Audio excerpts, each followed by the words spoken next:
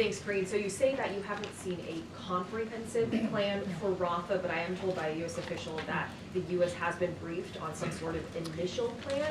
So can you just tell us what the reaction was to Israeli counterparts about that initial brief? So I'm going to be super mindful. These conversations are, these are diplomatic conversations. We don't read out in details and specifics on the conversations that we have with certainly with all of our counterparts here. The last time there was a virtual meeting, we did have a readout there, but I don't want to go into details. We have been very clear in public and in private that our concerns with a large military operation into Rafah, we're not in support of that. And so obviously there's been conversations. There's been two virtual led conversations led by the National Security Advisor on this particular topic, Rafah operations. We read out to all of you the last time that the president spoke with the Prime Minister of Israel. Rafah operations came up in that conversations. We're not going to go into details from here, but I think we've made ourselves very clear. There are more than 1.5 million Palestinians who are seeking refuge there.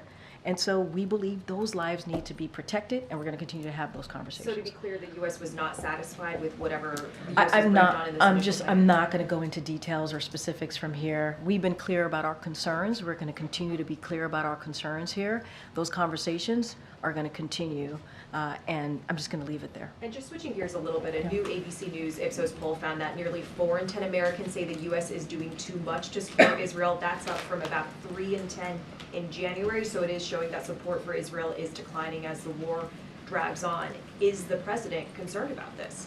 I'm not going to go into every poll that comes out. That's for political pundits to do. I used to be one. I'm not one anymore standing here at this podium.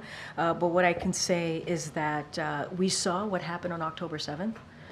We heard from Hamas, a terrorist organization, what they said that they would do. A leader from that organization said they want to see October 7th happen again and again and again. More than 1,200 souls were taken on that day. More than 200 Israelis, including some American hostages, were taken by Hamas. And as you know, we are working very hard to get that hostage deal so that we can bring hostages home, including those American hostages, create a situation where we have a ceasefire, right? So more humanitarian aid can go through. That is incredibly important. We're working around the clock to get that done. You saw Secretary Blinken in the region meeting with regional partners. And so that is certainly a priority and continues to be a priority for us. Our commitment to Israel's security is ironclad, as I've said, and we have said many times. They live in a tough neighborhood. And we saw what Iran did, right? They launched missiles and drones into Israel, and it wasn't just us that stepped in. It was leaders in the region that stepped in to make sure that they were able to defend themselves at that time.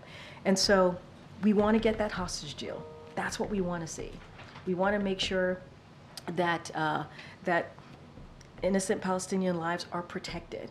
That's why we're looking into the Rafah operations and having those conversations. But getting that hostage deal is so critical to bring hostages home, to get that more humanitarian aid in, and to have a ceasefire. And we are committed to doing that, and you see that from this president.